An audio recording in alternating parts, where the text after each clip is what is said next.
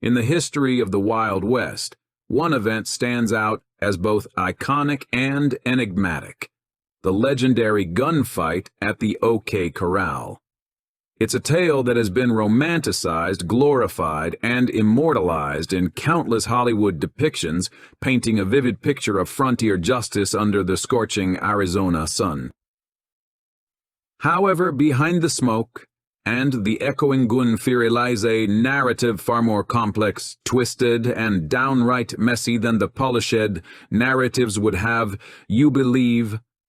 Join us as we delve into the shadows of this historic shootout, peeling back the layers to reveal the raw, unvarnished truth that history has tried to sweep under the prairie dust. Welcome to the untamed reality of the OK Corral, where the lines between heroes and villains blur and the echoes of gunfire still reverberate through time.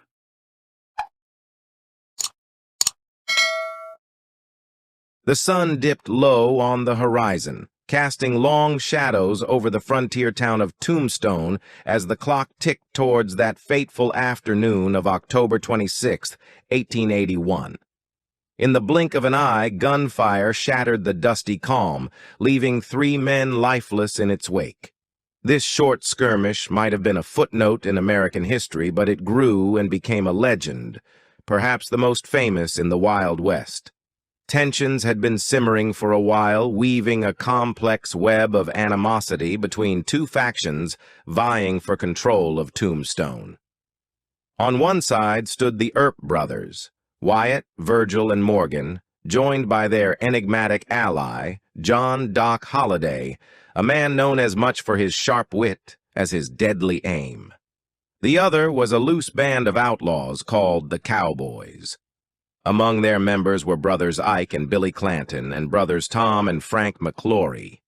Rising tensions between the 2 groups showed how thin the line was between law enforcement and revenge in the Arizona Territory. Tombstone was founded a few years earlier by Ed Schieffelin, a former scout with the United States Army. Determined and eager to strike it rich, he ventured to the Arizona Territory in the 1870s, choosing a location just 30 miles north of the Mexican border. Soldiers warned him of the perilous Apache territory he had entered, suggesting he might find his own tombstone instead of the precious metals he sought. Defying the ominous warnings, Schieffelin persisted and struck silver in 1877, founding a settlement that aptly carried the moniker of his audacious claim, Tombstone. The town's origins reflect the fervor of the Silver Rush, attracting fortune seekers from all over, each with big dreams for themselves. In 1881, Tombstone's population surpassed 7,000, establishing it as the seat of the newly formed Cochise County. Although the region thrived, it gained notoriety for its rough and lawless reputation. The Earps were attracted to Tombstone by the allure of wealth during the Silver Rush. Prior to his move to Tombstone in late 1879, Wyatt Earp had served as a police officer in Wichita and Dodge City, Kansas. Accompanying him was his brother Virgil, a miner and soldier who assumed the role of Tombstone's town marshal in 1880. Morgan, a younger sibling, joined them that same year. Another notable figure, Doc Holliday, a former dentist turned gambler and gunfighter from Georgia, arrived shortly after, having befriended Wyatt Earp in Dodge City. Each of the Earp brothers had diverse sources of income unrelated to law enforcement, including investments in mines and saloons, as well as occasional work as bartenders and private security. The Earp Holliday faction had rivals in Tombstone, the Cowboys, particularly the Clanton and McClory brothers. Living outside the law, these individuals made a living through cattle rustling, taking advantage of beef shortages in the growing towns. Their operations extended across the U.S.-Mexico border, with the Tombstone butchers showing little concern about the origins of the meat they processed. Tensions between the Earps and the Cowboys initially arose over stolen mules that the Earps traced to the McClory ranch. The McClorys countered, accusing the Earps of prioritizing personal interests over their duties as law officers. Wyatt Earp developed a professional rivalry with a fellow politician, Johnny Behan. 10 months before the infamous shootout, both Behan and Earp had vied for the position of sheriff in Cochise County. In the midst of the campaign, Behan persuaded Earp to withdraw, promising him the role of under-sheriff in return. However, upon securing the position of county sheriff, Behan went back on his word, appointing another individual to the under-sheriff role. This betrayal fueled a deep animosity between the two men. In October 1881, Tombstone passed an ordinance prohibiting the carrying of weapons within town limits. This decree angered the Cowboys, a group accustomed to carrying weapons freely. Virgil Earp, serving as the town marshal, aimed to enforce the law by disarming those in violation. Tensions escalated during a heated altercation between Doc Holliday and Ike Clanton at the Alhambra Saloon on the night of October 25, 1881. Although the conflict was initially quelled, Clanton, armed with guns, continued drinking into the early morning. Making threats against Holliday and the Earps, Clanton was subsequently disarmed by Virgil Earp, who brought him before a judge. Clanton faced a fine but was ultimately released. Enraged by the incident, Ike Clanton joined a group of 5 cowboys, including his brother Billy and the McClorys. Together, they proceeded to Fremont Street, openly declaring their intent to remain armed. Sheriff Behan attempted to persuade the cowboys to surrender their weapons, but was unsuccessful. Reports vary. Some claim the cowboys either denied possessing guns or refused to relinquish them. In a subsequent meeting, Sheriff Behan approached Virgil Earp, who had deputized his brothers and Doc Holliday. Despite the sheriff's attempts to defuse the situation, the Earps pressed on, encountering the Clantons and McClorys in a lot near the old Kindersley Corral. Shots erupted, but no one knows who fired first. The confrontation unfolded swiftly, claiming the lives of Billy Clanton, Tom McClory, and Frank McClory. Ike Clanton and 2 other cowboys had escaped the same fate. On the Earps' side, all members survived, though only Wyatt emerged unscathed. Under Tombstone law, policemen were in the right if they shot armed opponents threatening to kill.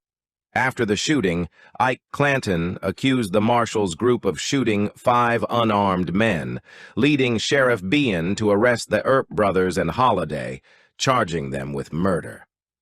A month-long preliminary hearing revealed that 2 of the cowboys were armed, resulting in the judge dismissing the trial. However, lingering doubts about the Earps' intentions persisted. The shootout had grave consequences for both parties. On December 28, 1881, Virgil Earp was ambushed and shot in the back on his way home. His injuries left him alive, but seriously injured. In March of the following year, Morgan Earp was killed. Although the assailants remained unidentified, many believed the attacks were retaliation for the OK Corral events. Following these tragedies, Wyatt Earp assumed the role of Deputy U.S. Marshal, deputizing men, including Doc Holliday, to seek vengeance against those he believed responsible for his brother's death. 4 cowboys, including one of Sheriff Behan's aides, fell victim to Earp's vendetta. Behan pursued Earp and his men with an arrest warrant, but without success. In April 1882, Wyatt Earp departed from the Arizona Territory, eventually settling in California with his partner Josephine Marcus, who was once involved with Sheriff Behan. The story of the OK Corral soon became part of the legend of the American frontier. Wyatt Earp's vibrant life, encompassing roles as a lawman, gambler, miner, pimp, and saloon owner, provided ample material for colorful anecdotes. However, Earp remained reticent about openly discussing the pivotal moments in Tombstone. In 1931, 2 years following Earp's demise, Stuart N. Lake, a former press aide to President Theodore Roosevelt, authored Wyatt Earp, Frontier Marshal, a biography weaving a dramatic account of the OK Corral shootout and other episodes in Earp's life. The book was extremely successful and elevated Earp to almost mythic status by simplifying the story. Lake portrayed Wyatt as the hero and painted the cowboys as the villains. Nevertheless, the reality, much like the blurred line between law and vengeance in those tumultuous times, remains far more nuanced. Location of the gunfight at the OK Corral. According to the Library of Congress, the abbreviation OK in OK. Corral refers to Old Kindersley.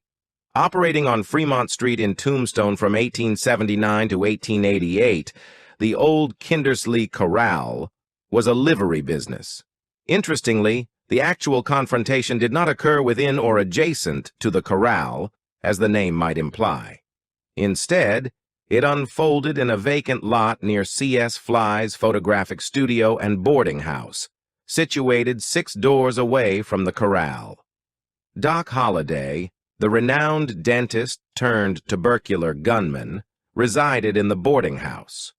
Notably, one of the fight's main instigators, Ike Clanton, took cover in the studio while shots were being fired. The sheriff of Cochise County, John Behan, also took cover there, a figure who potentially could have intervened to prevent the bloodshed. Incidentally, C.S. Fly's photographs depicting late 19th century Tombstone have become invaluable in understanding life in the Wild West. Despite his extensive documentation, Fly did not capture any images of the OK Corral battle or its aftermath. According to a Legends of America profile, it is suggested that the Earps explicitly prohibited Fly from documenting the event. However, Fly did play a role by disarming the dying Billy Clanton.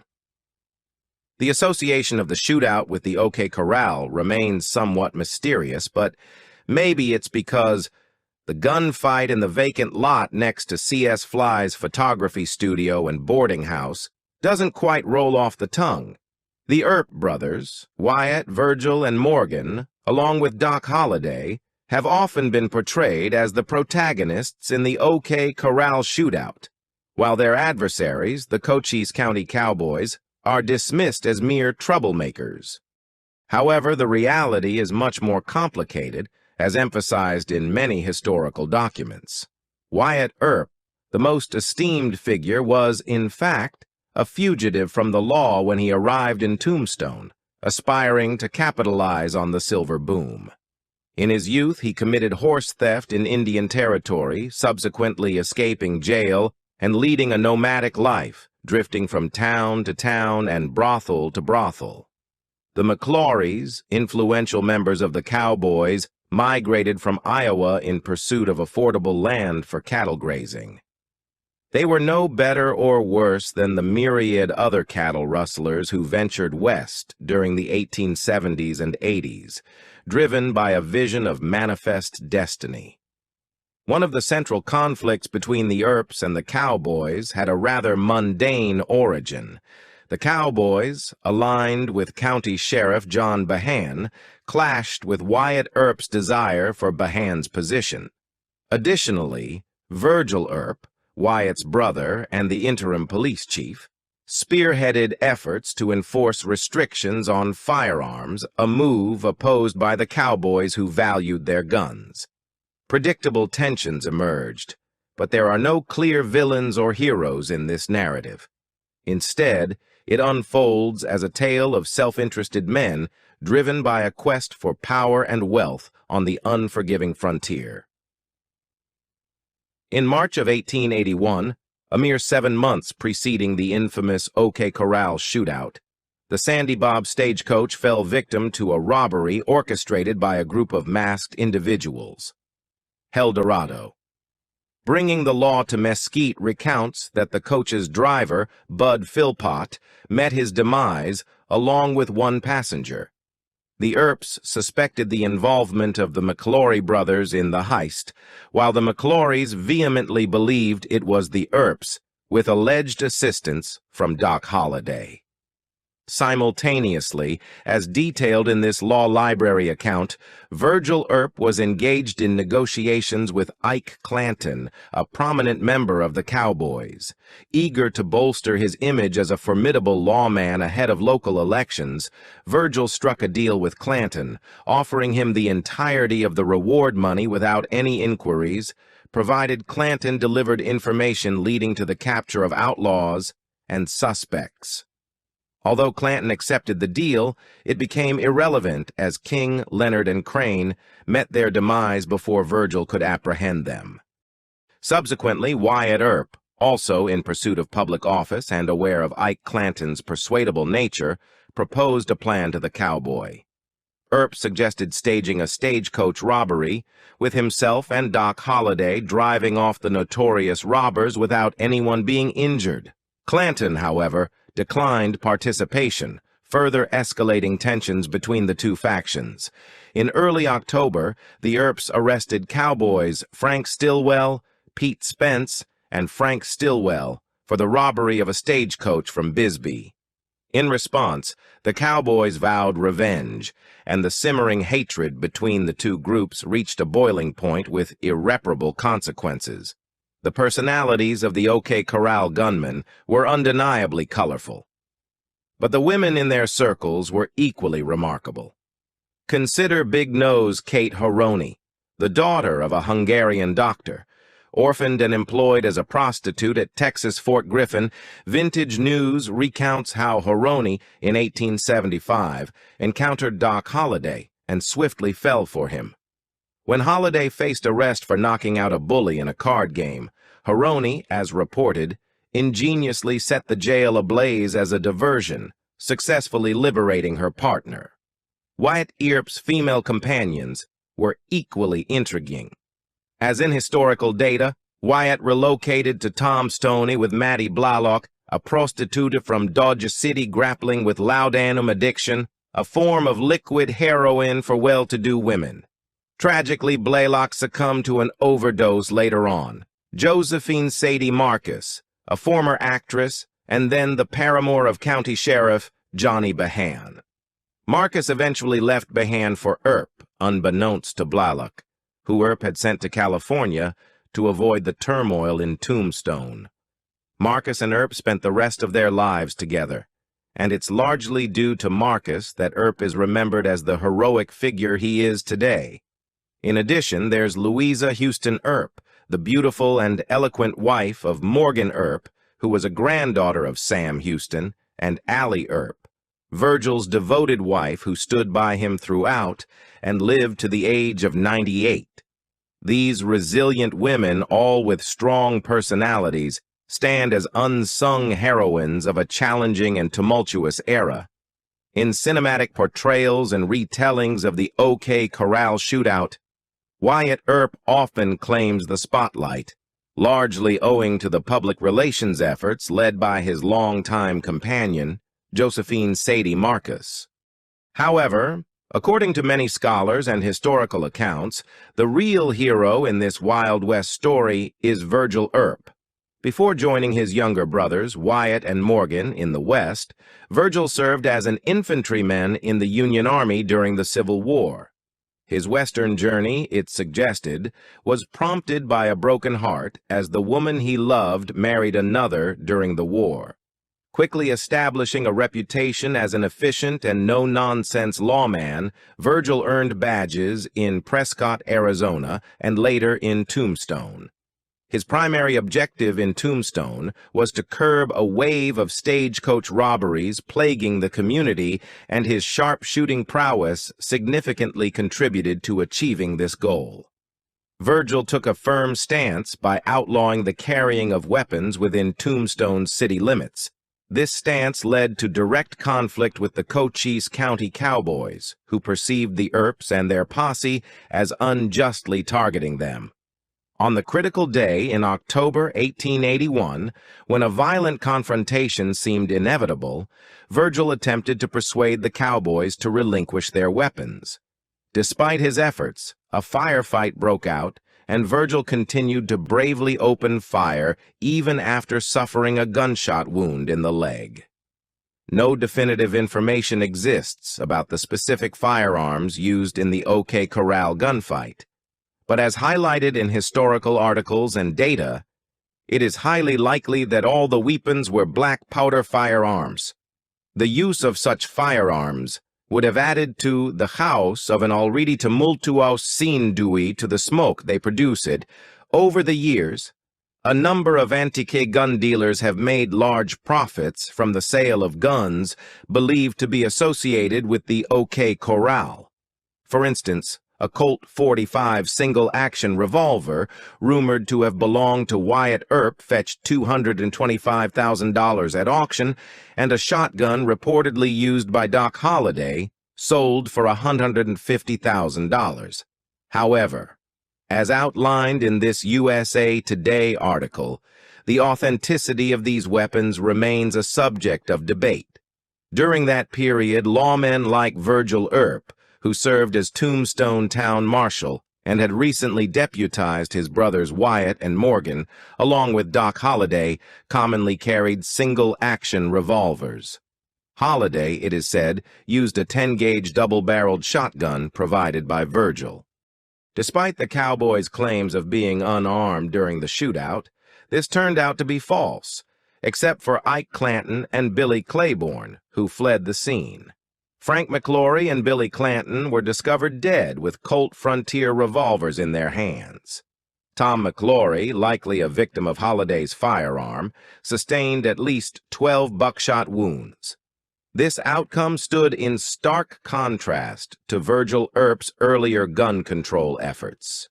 As adversaries of the Earps, the Cochise County Cowboys, 3 of whom met their demise in the shootout, have sometimes been depicted as malevolent individuals hell-bent on violence. However, for the most part, locals considered them more of a nuisance than genuine villains. Examining the Cowboys' history, it is revealed that the posse boasted a peak membership of around 300 individuals. Led by the McClory brothers, Tom and Frank, along with the notorious Johnny Ringo, Ike and Billy Clanton, the Cowboys specialized in cattle rustling and minor heists. Roaming through towns in the Arizona Territory, they brandished pistols, instilling fear in women, children, and preachers, earning the Earps' enmity as the Earps sought to rein in the so-called Cowboys. Between 1879 and the 1881 shootout, a series of minor incidents involving horse theft and retaliations occurred between the Earps and the Cowboys. These events largely portrayed the McClorys, Clantons, and other cowboys in an unfavorable light. There are many historical articles focusing on the Clanton family that suggest Hollywood and even historians may have misunderstood the Cowboys.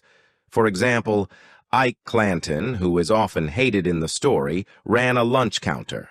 Furthermore, Tom McClory was unarmed during the shootout. This challenges the prevailing notion that the Cowboys were inherently nefarious characters, prompting a reconsideration of their portrayal in history. Various renditions of the OK Corral saga commonly attribute the responsibility for the gunfight to cowboy Ike Clanton, who, according to Wild West lore, frequently threatened the Earps for interfering with his cattle-rustling endeavors. In the days leading up to the confrontation, the Cowboys, including Clanton, Earps, and Doc Holliday, engaged in many drinking bouts, barbed exchanges, and threats against each other. Clanton was reportedly overheard in multiple Tombstone saloons expressing his intention to shoot the Earps on sight as soon as he obtained a weapon. However, Clanton was known for his bluster, and according to surviving relatives, the Earps and Doc Holliday were the true provocateurs, allegedly involved in stagecoach robberies and acts of intimidation against the Clantons and McClorys whenever the opportunity arose. The actual truth likely resides somewhere in between. What is certain is that, following a night of revelry and boasts, the Earps and Holliday confronted Clanton and his cowboys in a historic firefight. The altercation resulted in the death of Ike Clanton's brother, Billy, tarnishing Ike's reputation permanently. He is now often characterized as a coward and a braggart because, after boasting about his gunfighting skills, he fled the battlefield.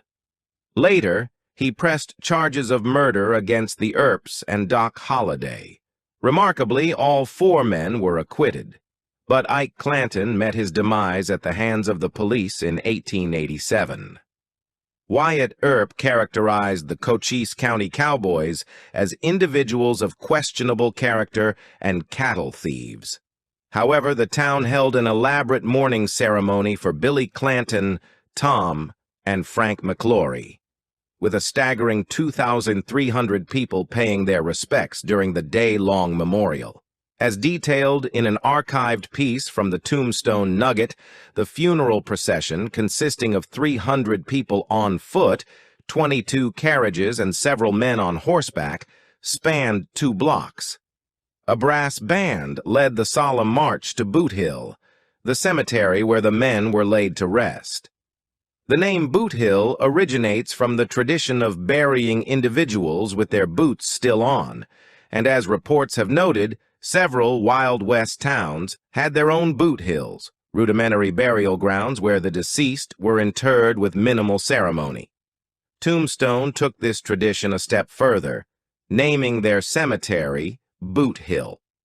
Notably, it serves as the final resting place for various infamous outlaws and legends, including Old Man Clanton, patriarch of the Clanton clan, and Margarita, a dark-eyed, sultry prostitute who met her end at the hands of Gold Dollar, her fair-haired rival.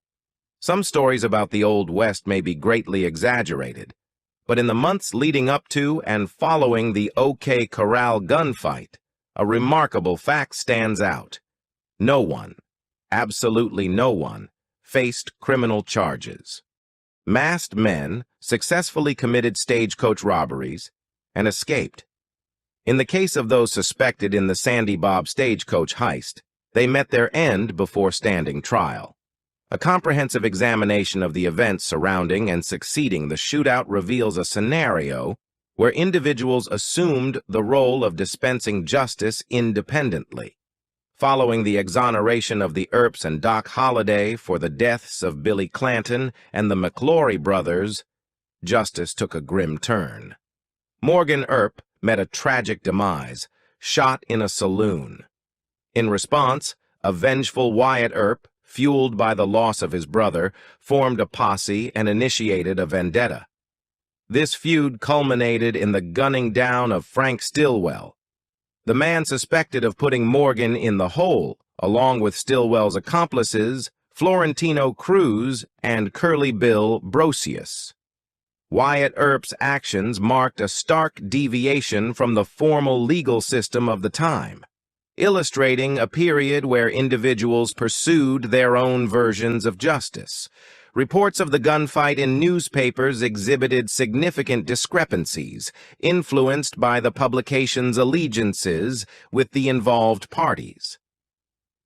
The Tombstone epitaph sided with the Earps, while the Nugget supported the Cowboys. At the time of the confrontation, Tombstone, Arizona, stood as a volatile hub of conflicting factions and imminent tensions. In the late 1870s and early 1880s, the town boasted 2 dance halls, a dozen gambling parlors, 20 saloons, and, humorously noted by a resident, 2 Bibles. Tombstone had its origins in a single silver mine, discovered by prospector Ed Schieffelin in 1877. Despite warnings about the significant Apache presence in the region, Schieffelin defied expectations and unearthed a lucrative silver vein that he named Tombstone. The town swiftly emerged around his discovery, and by 1880 it bustled with horses, stagecoaches, numerous prospectors, prostitutes, and aspiring politicians. Saloons, brothels, and mines thrived, yielding prosperity for 7 consecutive years. However, the town's fortunes took a downturn when a rising water table halted mining operations. Tombstone weathered various economic cycles, earning the moniker the town too tough to die, as it stoically endured the challenges of the Great Depression. Please like and share if you find the video content interesting and useful. Don't forget to subscribe to the channel and comment below so as not to miss the upcoming interesting videos. Thanks for watching.